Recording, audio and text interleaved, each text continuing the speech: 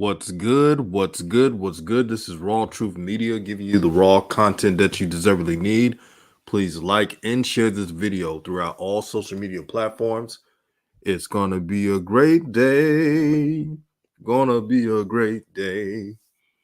Yes, it is. It's a great day so far. Saturday. My schedule changed. So Saturdays and Sundays I have off. So that's more time with you all to talk sports, basketball, football, you name it. But reading through the reports, Darvin Ham, it looks like him and Terry Stotts are the favorites of the Lakers job. And that's big time. Since the Hornets are taking their sweet time trying to acquire a head coach, it is now giving the Lakers a position to give one of the best coaches that's in the market, a rising star, that is. And with that, the Lakers could do a lot of stuff with their roster. We all know that they need youth in the worst way. This Hornets team was in the back end of age. Every time I seen them run on a fast break, I thought an injury was going to happen. That's how old they were. It was a serious problem. But with Darvin Ham, what he is trying to do, whatever team he signs with, he's trying to pretty much put a team in his image. The Lakers have length. That's not a problem. But in free agency, they got to be creative. Now, since a lot of teams do not want Russell Westbrook's contract, that's going to be some problems. So they got to wheel and deal and make sure they can get more bang for their buck. You can literally get a Mo Bamba. Now, I'm not saying he's a star, but you could get Mo Bamba for the cheap. You don't have to overpay. But yes, for those who are messaging me on Twitter, this video is live. Get the likes up. Give me your opinions. We got 20 people in the chat. Make sure to hit the like button. But what you think about this move, what the Lakers are trying to do? The Hornets, they're really helping the Lakers out. I got to be honest. Because if they would have just hired Darvin Ham when the iron was hot, after he aced reportedly 2 good interviews, excellent interviews, they should have signed him then. I've been saying that. But now this is really a good sign for the Lakers to really grab him. Now, I don't want the Lakers to get Terry Stotts. We know what he is. We know that he barely did anything with the Portland Trailblazers. And Damian Lillard had a will and deal for victories. That's the truth, as well as CJ McCollum. Kenneth Kenny, my brother, thank you for tuning in to RawTruth Media. Hey, bro, man, what you think about what the Hornets are trying to do with this head coaching hire? Some say D'Antoni's a choice. The others say Darvin Ham. I'm just pointing out that they need to make a move quick. If they do not, the Lakers will get them. I'm telling you, Darvin Ham is a rising star. And I keep telling y'all this. Right, Taufik? They stalling, man. This is not what smart teams do. Peace and love to you, my sister, Macrina Daniel. I hope you're having a good day. Thank you for tuning in. Peace and blessings, Taufik. Yeah, what are they doing, bro? Is this the right way to build teams?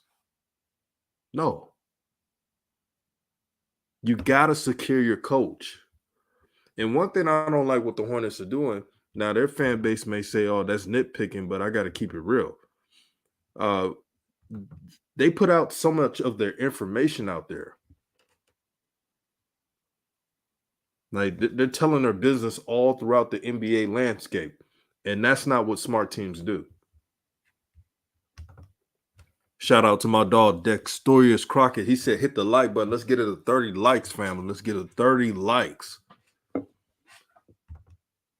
Taufik says Ham or D'Antoni is what Mitch wants.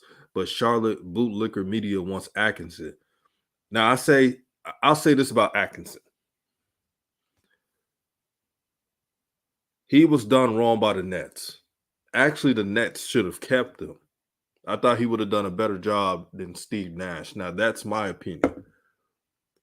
But I also got to point out, I would choose Ham and D'Antoni over him. There's nothing against Atkinson. It's just that you got to go with the better choices.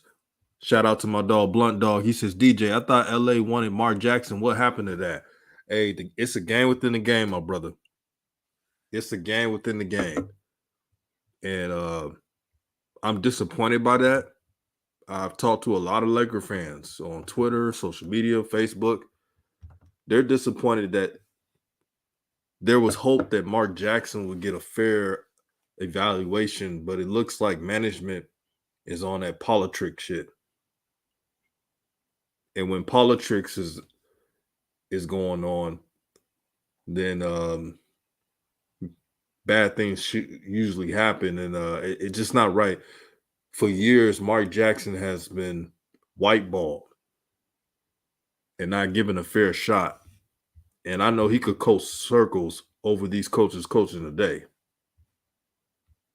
It's not even close. But something needs to change. Mark Jackson's too talented of a coach to be out there not being a head coach right now. And it's a shame. And more people need to speak up on it. We talk about respecting people's beliefs and their culture. But all of a sudden, Mark Jackson has a different belief than you. You don't want to give this brother a job. You don't want this brother to be a winner. You want to take food out of his. I don't care how rich he is. You're taking money out of his pocket. It's the principles of it. And it's a goddamn shame. And I know what Shines are going to say. Shines are going to say, oh, DJ, you're being a little too emotional about Mark Jackson, because I hate to see a brother blackballed. I hate to see a sister blackballed, or what I call whiteballed, for no reason. Yeah, Taufik. Yeah, I'm very aware of that situation.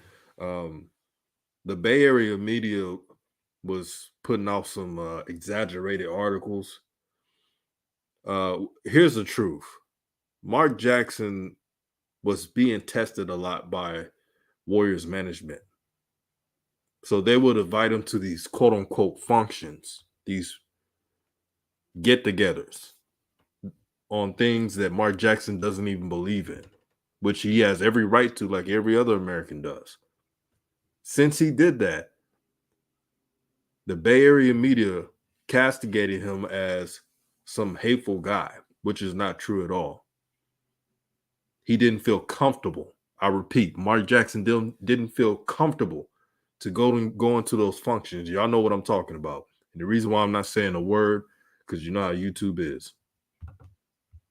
Kenny McKinney says, facts, DJ. Anthony King, my dog, man. Shout out to Anthony King. He supports all the videos. No matter what topic I talk about, he supports it all because he supports realness.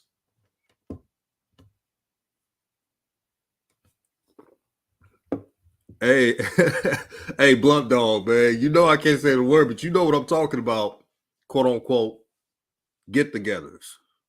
Y'all know how they do. Coach Joe already talked about it too on the last stream. And all Mark Jackson was being nicer than most people. All he told management was like, hey, I don't rock like that. I don't go to those parties. And all of a sudden, they say he hates such and such. Give me a break. That's exactly what happened. That's word on the street. Hey, man, if y'all don't believe me, oh well. But that's just the word on the street, man. And you know Coach Joe know a lot of people. So when he says something, you know it ain't cap. Oh, I can see Mark Jackson saying that, Kenneth McKinney. I can see Mark Jackson saying,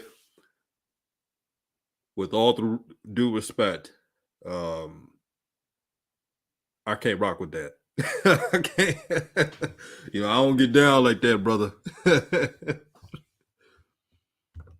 Kenneth McKinney says, "Thanks, DJ. I try my best to support." That's all it is, man. One thing that helps support Raw Truth Media, if there's a video that you haven't seen or liked, make sure to like the video, even if it's an old one. That helps the channel a lot too. Like when you have nothing to do, go ahead and do that. Osmond says, it doesn't matter who's the next head coach of the Hornets. Is all he has to do is make LaMelo be the number one option. Yeah. And put Terry Rozier on the bench. If Terry Rozier cannot accept the six-man role, he needs to be traded. And I have nothing against Terry Rozier. But look at today's NBA. What's winning in today's NBA? Size, length. That's what's winning. And undersized guards, you better be a pit bull. The reason why Kyle Lowry of the Miami Heat is successful despite him being an undersized point guard is because he's willing to defend. I'm telling you, if a Kyle Lowry was with the Hornets, I don't think anyone would complain about Kyle Lowry. I don't think anyone would say Kyle Lowry need to come off the bench or Kyle Lowry doesn't care about defense or only cares about offense. Who do we say that to? Terry Rozier. Slat says Mike D'Antoni is the only right answer. I don't know about that. I mean, he has a great offense, but what does he want? And he's getting older. Now, if he's the head coach, it'll be a lot better than James Borrego, and I won't complain about that. The Stories Crockett said, who starts in front of T-Row, though? Good question. You either go with Book Night and go with the youth movement, or you can go in free agency and just get a 3-and-D shooting guard. Scoring is not the Hornets' problem. Being able to shut down someone is what they're weak at. There's not a defensive player on the Hornets right now that you could go in every game and say, hey, we know this player can shut this other player down. There's no one on the Hornets that could do that, and I don't want to hear about the Martin twin because he plays a quote-unquote shadow defense. Those pretend defenders who just run around like a chicken head cut off, going around, moving around, doing nothing. That's what Martin does and still gets scored on a lot.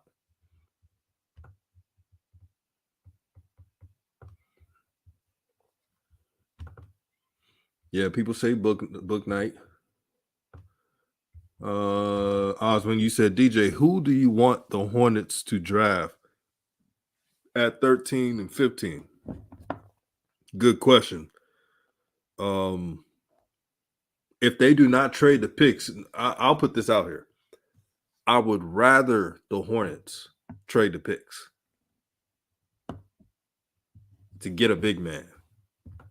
But if they do not do that, what they can also do is select, if they're available, Mark Williams of Duke and Sachin from Baylor.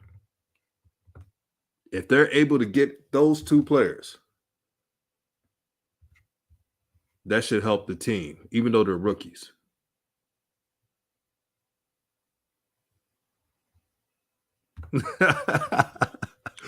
Dick Stories Crockett says, yo, DJ, now you really cross the line speaking on Cody. LOL. I know that's your dog.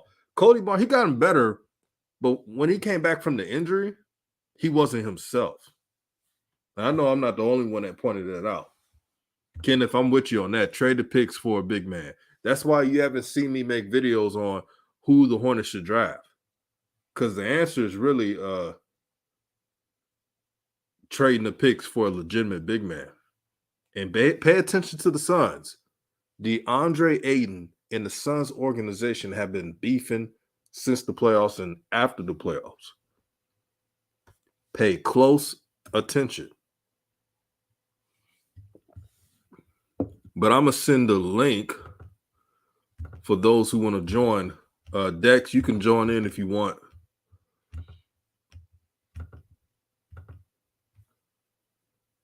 Topik says Jeremy is not it. I think he will do well in the NBA. If you're looking at his stats and looked at he only scored 9 points per game at Baylor, you're not really looking at the whole scope of things. The thing is, he's a terrific defender, and he's a hustle guy, and he does that really well. And in the NBA, you can make it a long time in the NBA by out hustling opponents. Slat says they got to use some of those picks to get off them contracts. If not, Miles is gone. That is true. Let's see what Mitch does. Let's see if he's really about it. Because if I'm him, I'm trading those picks to do a lot of things. You can trade Terry Rozier and Gordon Hayward with the 2 first-round picks to get a player back, a veteran that knows their role, that's not trying to get in LaMelo's way. That's a plus. Plus, you can also use the picks to just get a player straight up. Now, I have to let y'all know, if Terry Rozier and Gordon Hayward gets traded, the Hornets got to take the back end of those contracts. And it's worth it. I got my dog Dexterious Crockett in the building. How are you doing, OG? Yes, sir. Shout out to DJ. Shout out to everybody that's in the chat. And shout out to everybody that's rocking with you, DJ, via the live stream. It's a nice day out here. We appreciate you, your presence, and everything that you bring to the culture, because personally, I believe you push it forward. And hell, who else in the YouTube landscape have a golden voice like yourself? Thanks, brother. Thanks, man. I try, man. It's nothing without the people who support RawTruth. And you guys have been rocking with me when there was no when it was like 100 subs, man. So I appreciate that. Now I want to ask you, Dex, because you're in the West Coast. What if the Hornets, not the Hornets, let's start with the Lakers. If the Lakers sign Darvin Ham, what do you think he may do with that roster with the Lakers? Well, first of all, I don't know if Darvin Ham is the guy for the Los Angeles Lakers. I know he has been an assistant for the Los Angeles Lakers, Right. but I do not believe, and he's an NBA champion as well, so don't forget that. So he do have a champion pedigree as a player, and as an assistant coach, he's an NBA champion with the Milwaukee Bucks. But I don't know if Darvin Ham has the latitude and the fortitude to be in LA and coach a strong-minded team as the Los Angeles Lakers, due to the fact of the presence of LeBron James, first and foremost. Secondly, what Russell Westbrook, okay?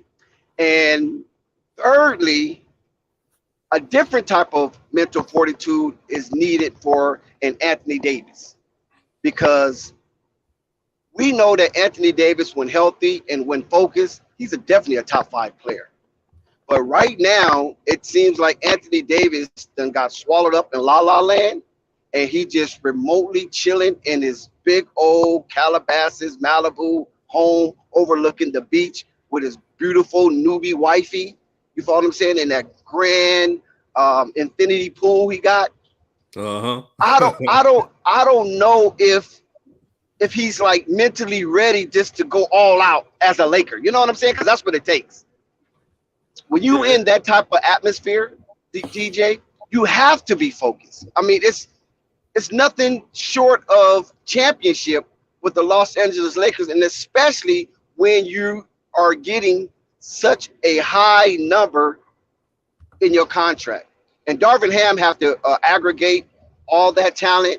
You have to galvanize the mentality of those players and get them focused on one accord.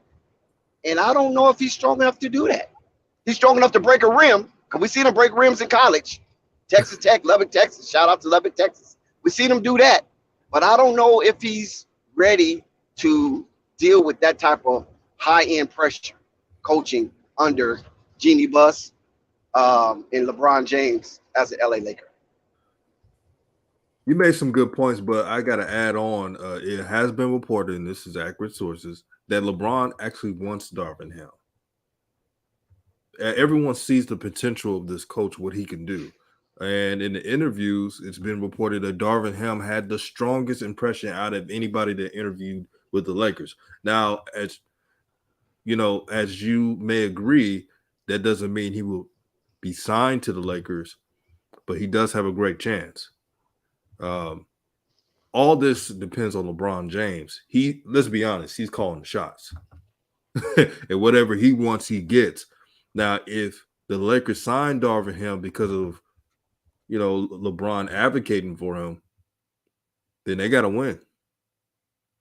Because if they don't, it falls in line for him being the scapegoat and not the players. But I like his potential. Now, I got to ask you, Dex,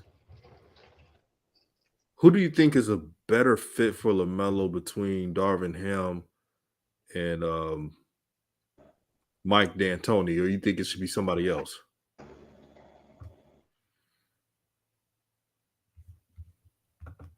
You there?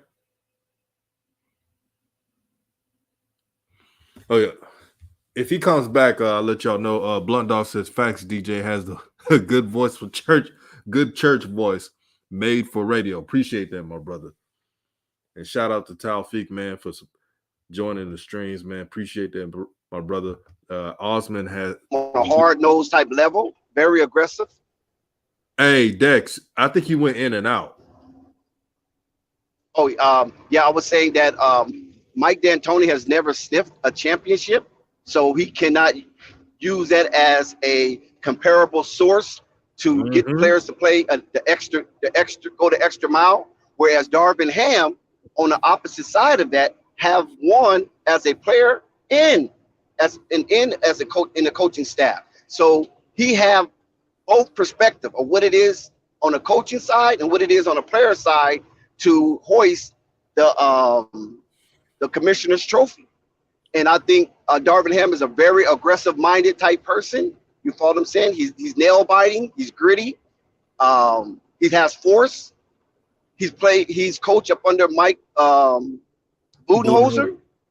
So that in itself will relate to how it is to be able to cooperate with a behemoth-type superstar in Giannis and comparing it to a budding superstar in LaMelo, because he saw the growth and development of Giannis as well. So I definitely will go with Darvin Ham over Mike D'Antoni.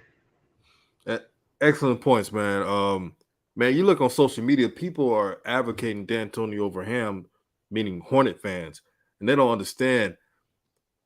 You can only get so much with D'Antoni. He's getting older, like some people in the comment. Junior Reed even pointed out. He said D'Antoni is old. Put him in a pasture to pasture out. You wrong for that.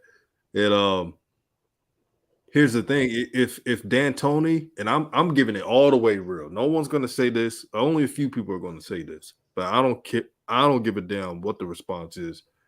If Mike D'Antoni is the coach, yeah, LaMelo will get his numbers, but you will only see the Hornets barely get to the playoffs. Nothing more than that. Exactly. And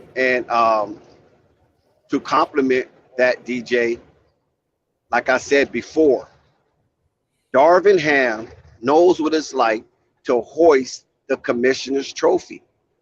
Darvin Ham knows what it's like to do it on both sides, as a player and as a part of a coaching staff. So that right there is kudos to him, and that should, if it was like for the last two candidate, and you need an extra to push one candidate over the other, that would be it. Because when it comes down to it, if you was to ask him in the thrones of battle, okay, coach, I know we got to get this, but what is it like? What is it like to actually see the confetti fall? What you think D'Antoni answer is going to be? Then you got to ask what you think Darvin Ham answer is going to be. Right. I know what D'Antoni going to say. He's going to say, well, in 2018, we seen the Warriors celebrate the confetti in the Western Conference Finals. He'll say that, but that's about it. So I would definitely give the notch to a Darvin Ham over D'Antoni. And plus, Darvin Ham, it seems like he can relate to players on the level that players need to be related to in this day and age. I just think time has passed D'Antoni, and if you don't have a Steph Curry, Klay Thompson, and a Draymond Green type of players as your core, then the D'Antoni offense will not see the light of day in a Western Conference championship nor an NBA Finals. Exactly. See, they keep saying, "Oh man, LaMelo's gonna get those stats." It's got to be more than stats. It got to be stats and wins. The stats will come with the wins. But that's what they got to understand, man. You can't just go out here and not play defense. And you know what? Yes, sir. Go. I'm sorry. No. You good. You good. I was reading. He said Kenneth McKinney says DJ Melo's not staying anyways. Man, this is why this move is important. To all the people saying this team is not about LaMelo, we don't build around LaMelo. That's all cap. Because when he makes his decision, if he leaves, then you're going to be wishing that they would have catered to him, like all franchises do when they draft highly ranked players. You know what, DJ, to be honest with you, even before Michael Jordan became the owner of the Charlotte Hornets or the Bobcats, they still was losing superstars and stars. They lost they lost PJ Washington. I mean, not PJ Washington. What's that guy name? Well, I'm just gonna go with the big ones. Alonzo Mourning. They lost Grandmama. And they lost. What is that guy? What is his name? His last is Washington, but I can't think of his two initials that he used to have. And he was like a defensive forward, power forward. I know Larry Johnson. I know about Alonzo Mourning. I'm trying to think of his name is Washington. Tall, slim brother, but he's tough. One. I think they lost him to Miami. He went over there and joined Alonzo Mourning in Miami. Damn near first chance he got. You know what I'm saying? And so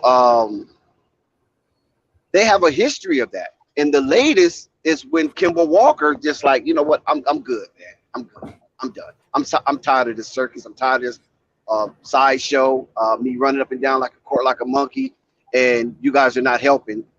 You just depending on my star power to generate fanfare, but you're really not trying to do anything. Yeah, you couldn't really blame him for that. Shout out to Juju, man. He said, salute to my brothers. DJ, salute to you for tuning in. Make sure you subscribe to his channel. Gerald Wallace. Are you talking about Gerald Wallace? No, I wasn't talking about Gerald Wallace. He's the dunker. Okay. Washington was a little bit before him.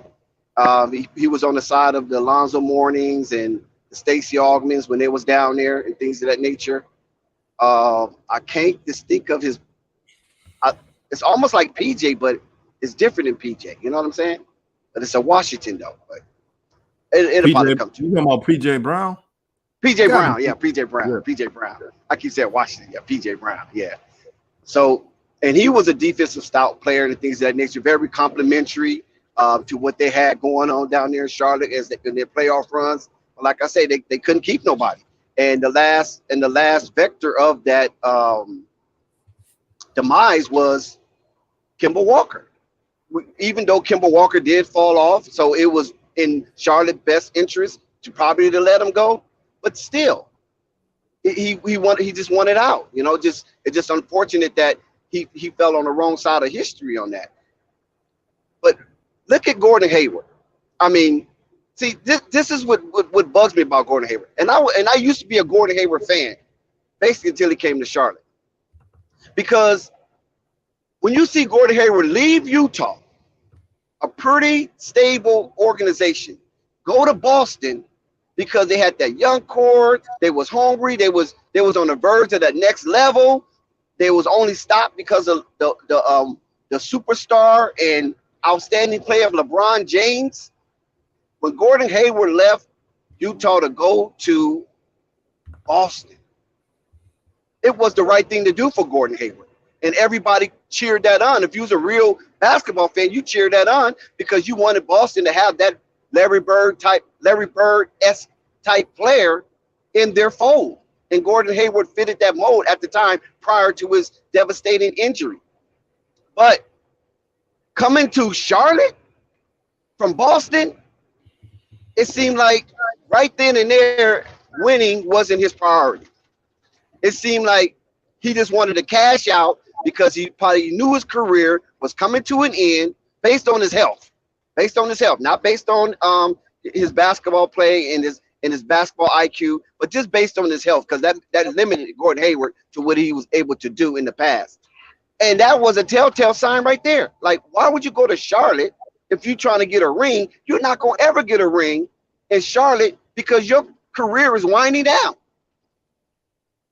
But yet, they still consider him as their best player. To me, that is mind-boggling. Gordon Hayward should have never went to Charlotte. Gordon Hayward, I think if he was to leave Boston, he should have went over there to Philly.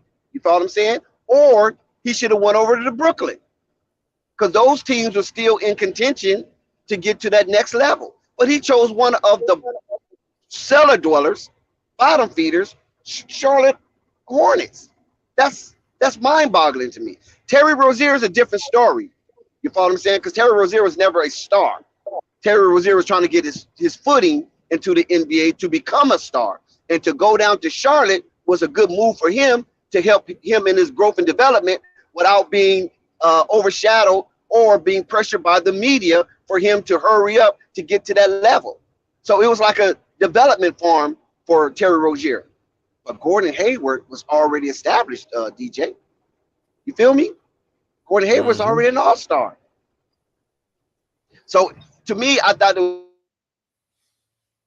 was to take the money and run, and it just showed me where his mindset was. That, I'm good. I'm damn near good on basketball. I'm just going to play out as much as I can and get as much wealth as I can. Yes, sir. And Dex, not only that, Taufik was spot on.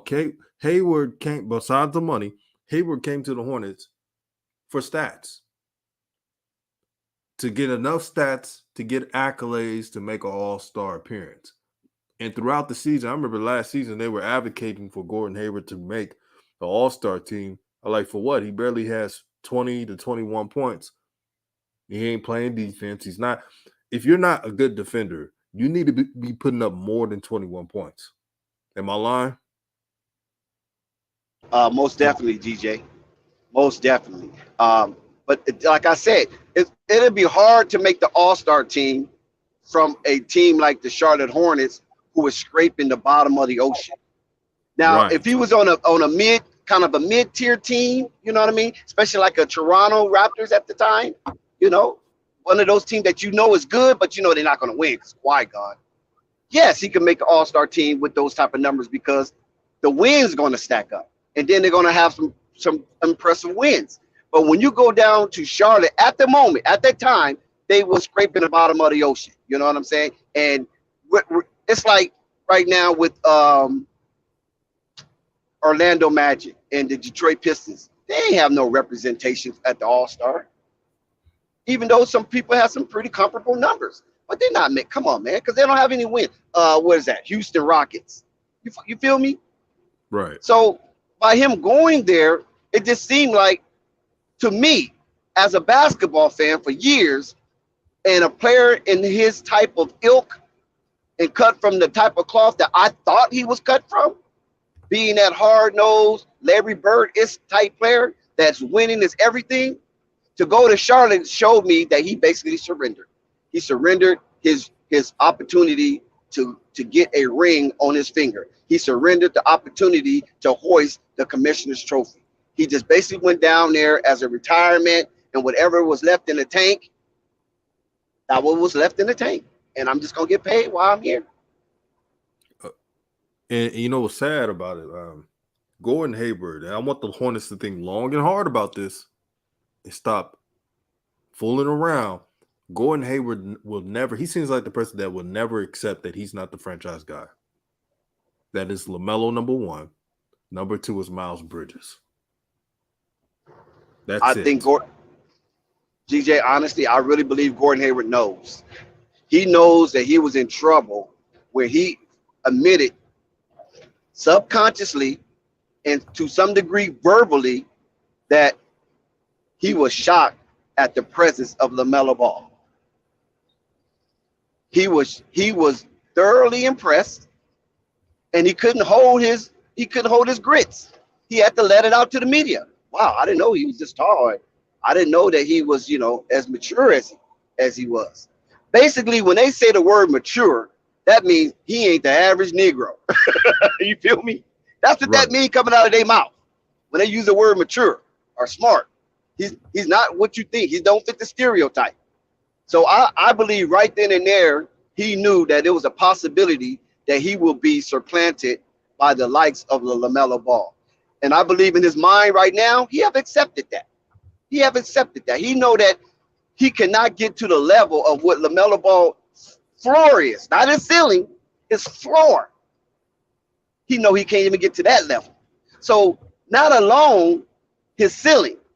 So I believe Gordon Hayward right now knows what time it is, and I don't know if he'll leave, because it's hard to leave that type of money on the table when you sucker somebody, you know what I'm saying? But I believe that this is why he don't have a rush to return. Even when he's able to return, he don't have a rush to return. He's just going to kick back, absorb the fanfare, because he's the best Caucasian on that team, and that is a Caucasian region. Even though Charlotte is becoming more diverse than years past, you feel me? Especially with middle class blacks moving into Charlotte, North Carolina. So they're the little brother of Atlanta, Georgia. Still has the complexion for the connection in Tobacco Row, and he's just taking advantage of it to the utmost. Because in reality, he should have went back home to Indiana, especially when Indiana was breaking up that team and everything was going. That would have been a perfect time for him to go to Indiana and just be amongst the people that loves him down there, because he's loved coming out of Butler. He's very loved down there, high school and all that. He's a hell of a player down there. You can't take that from him. And become a demigod to come back to Indiana, because there's nobody there in his way. Listen, Halliburton, nope. Buddy Hield, nope. Miles Turner, nope. There's nobody in Gordon Hayward's way as far as being a demigod down there in Indiana with the good old boy network. You know what I'm saying? Headquarters of the Ku Klux Klan and everything else. He would be a demigod down there. But for some reason or another, he just do not want to uproot himself and move back down home to be a demigod. Wow. And family, we got 50 plus people in the chat. Let's get it to 50 likes. Thank you for supporting RawTruth Media, tuning in. This has been a fun conversation. The Lakers, they could do a lot of things with their roster. What do you think they need in their starting lineup? I know that they can't really trade Westbrook because no one wants to take that contract. But what do you think they could do? Well, we heard, I'm quite sure it was all through the YouTube landscape and even mainstream media, old media, and etc., of what LeVar has spoke about the Lakers and the turning events that might unfold or unfurl in the days or months coming, with the Zach LaVine issue. Now that turned the Chicago fan base inside out. Got a lot of them pulling their hair out of their heads, and even some of them scratching their chin to figure out what the hell is going on with Zach. Is LeVar Ball, whatever he said, is it inside information or is just his opinion? What's going on? Have Lonzo told him something? Has he talked to Zach LaVine on the phone and things of that nature? What is going on with that situation there, and why is he speaking on Zach LaVine's situation when he has no direct representation for Zach LaVine? So all that is in the air right now, and it's pointing towards the Los Angeles Lakers. So I did my due diligence, and I looked through the YouTube landscape to see the responses and things of that nature. And oh my God, did he light up a firestorm? Yeah, I seen the reaction. Instagram was out, and especially YouTube. My brother, I wouldn't be surprised if LaVine go to the Lakers. What about Mo Bamba? Lakers. I don't really see the need for Mo Bamba unless Anthony Davis is just done. But if Anthony Davis is not done, here's why I say that. You know that Anthony Davis does not want to play the 5 because he keep getting injured. I'm telling you, he's probably going to go to the management and say, hey, y'all got to give me a center. I can see that. Well, Anthony Davis can still do what he do even as a 5 because he'll be a stretch 5. If he don't want to just go ahead and bang in the paint, you follow what I'm saying? Hell, LeBron can do that. You know what I mean? Listen, the Lakers have so many options amongst their players to diddle and daddle with some type of a scheme that will generate more wins and less losses. With Anthony Davis being healthy, it doesn't matter if he played a 5 or he played a 4 as listed, because he can basically be a positionless big man, and whoever is on the side of him could be more so of the banging or the banger and things of that nature. Mo Bamba comes with a price, and I don't think the Lakers need to pay that much money for a price of a Mo Bamba. Oh, he's not gonna be able to get the money he think he's gonna get. I mean, because he barely. They're gonna look at the stats and they're gonna look at other. But look at the free. Here are the 2022 free agents: John Wall, and some of them are restricted. Zach LaVine, Rubio, Andre Iguodala, Joe Ingles,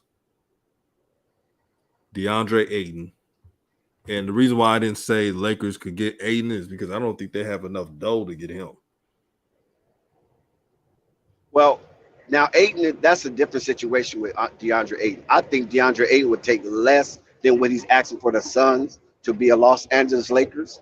And of course, I have a little bias because I'm a fan, and I would love to see DeAndre Ayton as a Laker. He's already just 400 miles away, sitting down there in the desert in Phoenix amongst all that cactus. Hey, come on, man. Don't you want to trade your cactus for palm trees? Hey, OG, let me make some shout-outs real quick, man. Shout out to Deacon Davis Farms. He said, what it do, people? Douglas Golden Child, he said, salute my brother DJ Raw and Cut Truth, always speaking fast. Hit the like button. Yeah, let's get it to 50+ likes, family. Yeah, this is a great conversation, man. It's always a great conversation when I bring in the OGs, whether it's Coach Joe, Dex, and then the homies, Flight Sports TV, Pope, many more, Juju. It's always great.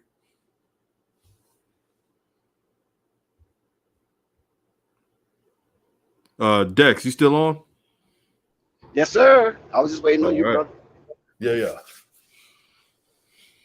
Yeah, so I was saying that. Yeah, so it would be delighted for him to trade his cactus juice for what's that grass drink they be drinking out there. You know what it's called? Some type of grass drink they be drinking, or sea moss rather. Trade his cactus juice for the sea moss. You know what I mean? And I think DeAndre will be elated to play over there because he's still young. He's still young. He has the opportunity to be that next type of Andrew Bynum type guy. You know what I'm saying? And he'll play well with. I think they would still keep Dwight Howard, or if JaVale McGee becomes available again, grab JaVale McGee. You know what I mean? So you can still have that type of player that is familiar with the Lakers setup, and I mean the Lakers setup. That's LeBron James, of course. You know what I'm saying? That's still familiar with that and knows how that works and know how to operate and function within that without becoming a disruptor. You know, because sometimes people like the Montrezl Harrells of the world, you know, I love him. You know what I'm saying? He shouted out Flight Sports TV, so I love him for that. And, you know, of course, he gave kind words. But with LeBron, you know what I mean? If Montrezl sees something that he doesn't like, he's going to speak on it. That's just the nature of him. And that could become a little bit distractive. Whereas JaVale McGee and Dwight Howard, they just like, man, I'm just here for the ride, man. I'm just trying to get some more chips. And I just know LeBron is going to keep me employed if I keep my mouth shut. You feel me? So, No yeah. doubt, man. No doubt, man. Family, let's get it to 60 likes, family. LA Sports Live. He says salute to the channel. Salute to you, my brother. Thank you for joining. But let me read some more of this list because it's pretty interesting. Kyle Anderson from Memphis, aka Slow Mo. He's on the free agency list. Tyus Jones. Oh, you know Tyus Jones is gonna be picked up. He's one of those backup point guards you need that can facilitate the offense. Now, someone mentioned a couple videos ago, Dex, that what if the Hornets get Tyus Jones to become LaMelo's backup? And I told them it would be a good signing depending on the coach. Yeah, and Tyus Jones. Oh, sorry. No, you good. I was saying this is when JB was coaching the team. And I told everybody, if JB's not there, go get him. Yes, Tyus Jones, he plays his role well behind Ja Morant. And to some degree, with the absence of Ja Morant, the Memphis Grizzlies was even better. So he knows how to stay within himself when playing behind a star and an all-star as Ja Morant. He's another budding all-star and is looked upon as being like the second coming of Allen Iverson and maybe the face of the NBA. He's in that race with Luka, LaMelo, Giannis, and things of that nature for future face of the NBA. So, and Tyus played very well behind him without this disruption. And unlike with Terry Rozier, when he was behind Kyrie Irving, he was very disruptive. So you already know that mindset. You feel me? So you know he can be a disruptor when he wants to be. Terry Rozier went all the way on ESPN to say he's better than Kyrie. You know what I'm saying? And he sat down and said that with a straight face. Oh my God, boy, stop lying and shame the devil. But nevertheless, Tyus Jones is well groomed. He's a Dookie. He was coached by one of the greatest college basketball minds ever. You know what I'm saying? Behind the likes of Bobby Knight, who's his mentor. So I wouldn't mind Jones coming over to the Charlotte Hornets. I think he's a great player. He knows his role. He'll fit in perfectly. And he will not be a disruptor, but at the same time, be productive.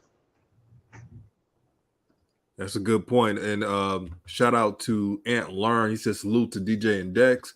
He says, I'm in the basketball jam training these young kids. Man, salute to all the coaches out there changing the lives of young kids out there. So when they get to adulthood, they can learn all the lessons they learned from coach, man. Y'all doing great work out there. I think 3 days ago, Dex, I made a video talking about the Hornets need size. Like they're one of the shortest teams in the NBA, and you don't have to spend that much to get, more size at the guard position and the post position. Like you could literally get, let me see who's a free agent. Jarrett Culver. Now, Jarrett Culver was a high draft pick by Minnesota. He bounced around a couple teams. He's only 23. He's a 6'5.5" shooting guard. You could get him at a good rate. He plays at Memphis right now. You can get Hamidou Diallo. And I'm just saying depth. This is depth.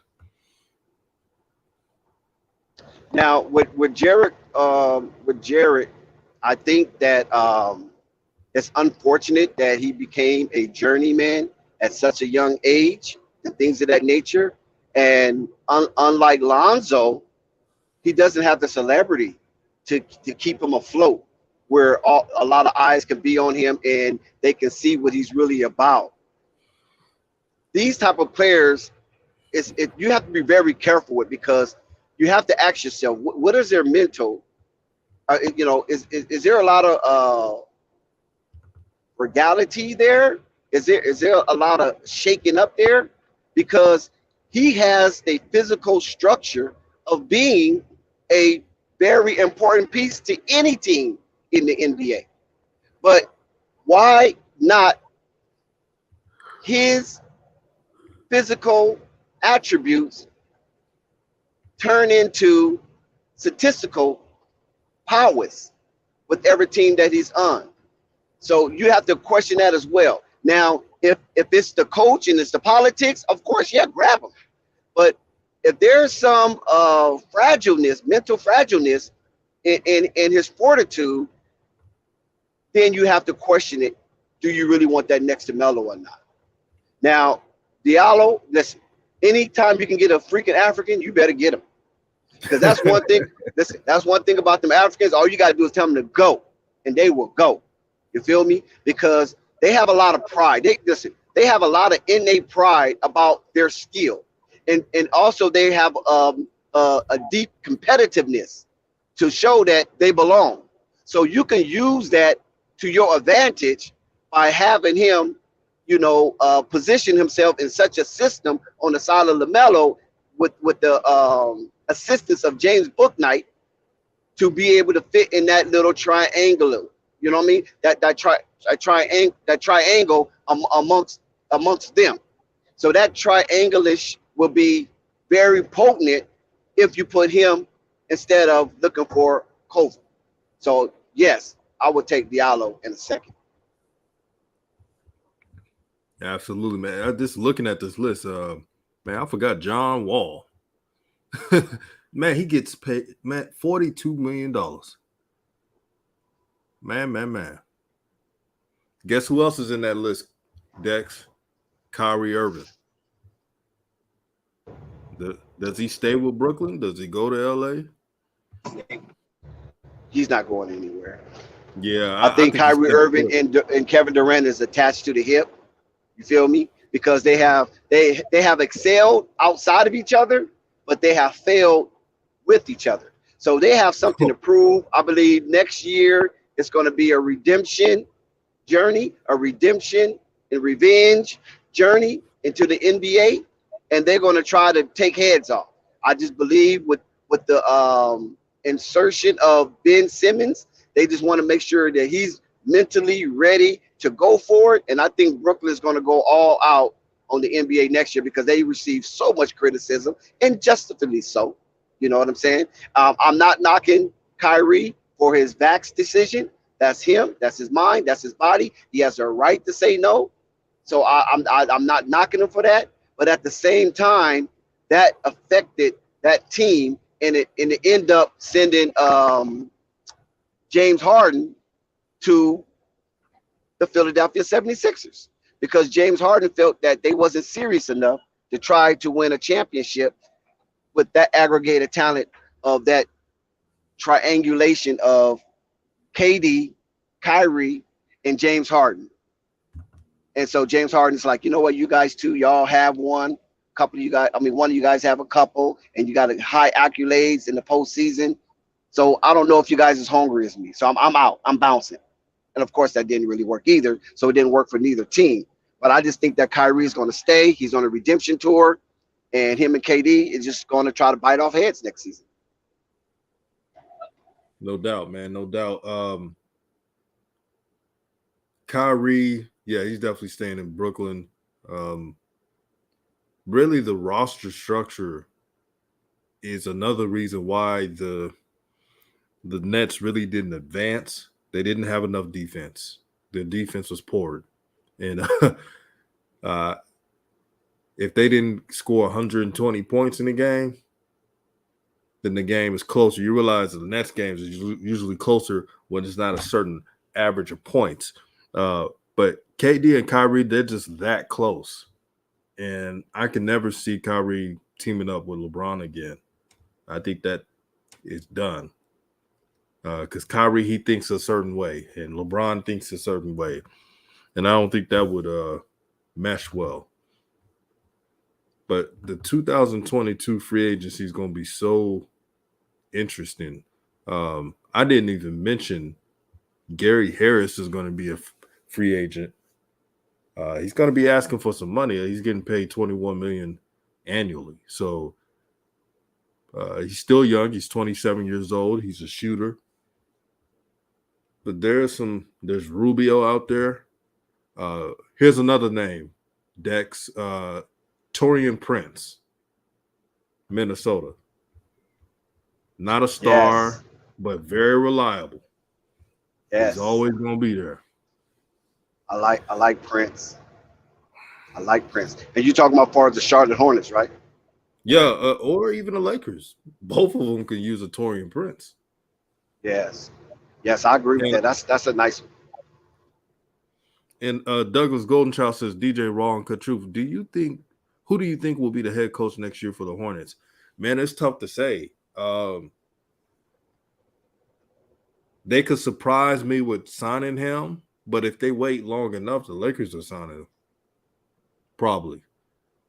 I don't think the Lakers are going to sign Dan Antonio for the second time. No. I was talking about him. I wasn't thinking that the Hornets would sign him, but you never know. But if they keep delaying it, the Lakers may sign him. Well, you already know my conversation with you, DJ, Right. off of the live stream, where I like Sam Cassell. I mean, because even though Darvin is a nice choice, you know what I mean? He waited his turn and he could be due, but I just don't think he's due for the Hornets.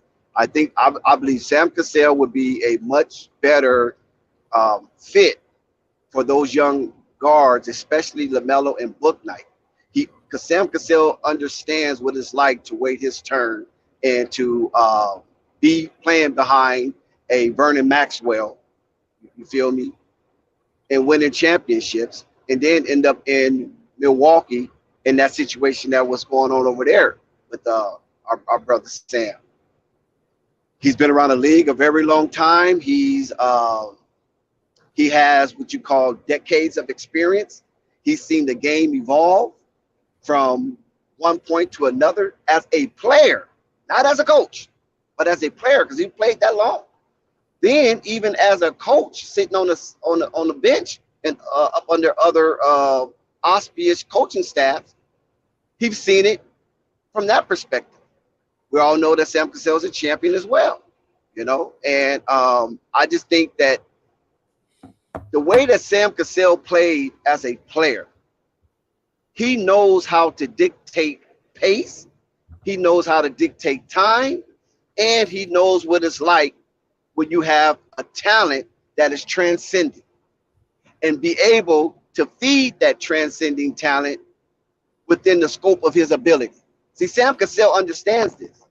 Whereas Darvin Ham, his mindset is more toughness, you know what I mean? Hitting that sandbag, punching that sandbag.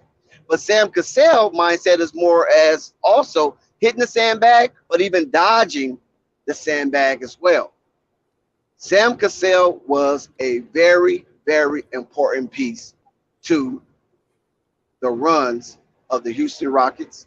He was a very important piece to the stability of the Milwaukee Bucks. So he knows how to basically, I would say, ferment. You know what I mean? He basically knows how to ferment a strategy that will be conducive to both LaMelo and Bouknight. And I'm not using Terry. I don't know if Terry's going to be there or not, so I'm not really including him. But even if Terry was there, it's cool because Sam was able to play both point and shooting guard. You feel me? On high-level teams, because he was that versatile to run the point or slide over and play shooting guard. So that would be befitting for LaMelo. That would be befitting for Book Night. And you need formidable guards in order for you to advance into the playoff. We're looking at Boston right now. We're looking at Golden State right now, right? We're even looking at Dallas with Luka and Bronson. We're looking at Dallas.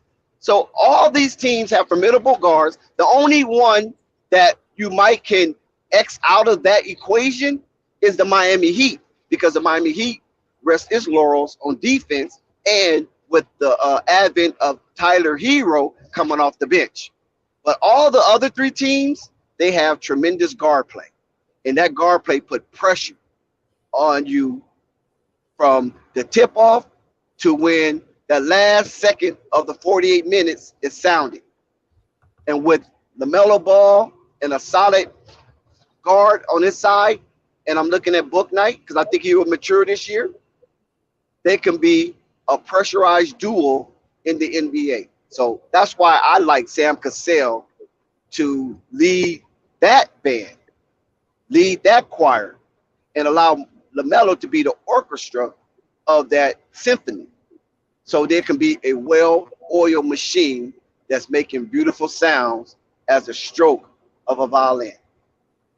Hey, man, that's an excellent point. I didn't really think about Sam Cassell, but I know that he's earned his stripes. And if the Hornets hired Sam Cassell, I would be overjoyed. He knows how to coach guards, relatable as well. Y'all realize something, right? Dexon mentioned if Sam Cassell was hired, he'll be helping Terry Rozier. Because I think that you're in agreement with me, OG, that Terry Rozier, if he's not accepting of a six-man role, he needs to be traded.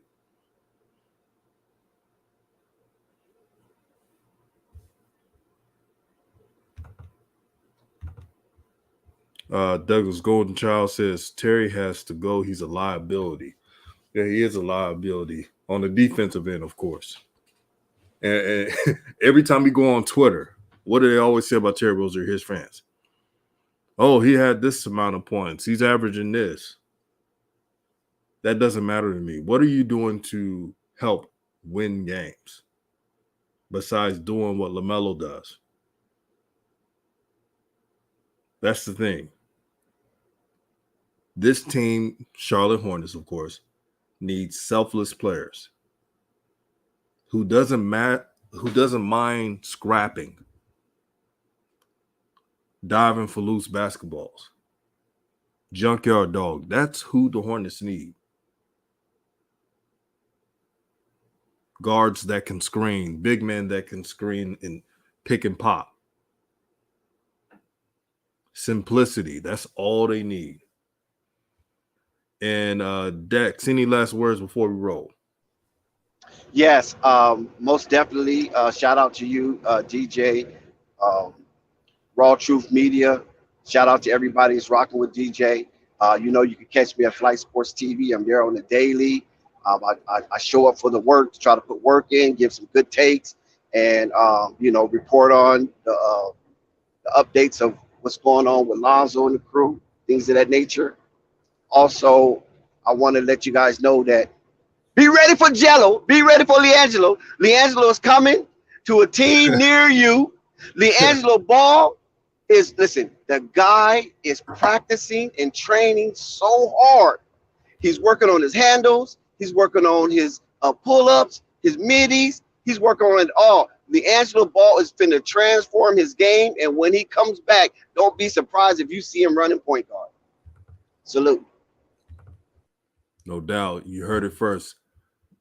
All access Dex, giving you the raw content that you all deservedly need. I know that's my moniker, but you spitting that real today. I appreciate everyone tuning in. Make sure to share this video throughout all social media platforms. No matter if it's a friend, foe, or a hater, share it. Make sure to like the video. This was a great conversation. 2 weeks from now, we'll know who will be the head coach. I think the Lakers may hire theirs before the Hornets because the Hornets is taking their little sweet time. But it is what it is. This is Raw Truth. Peace and love, and I'm out.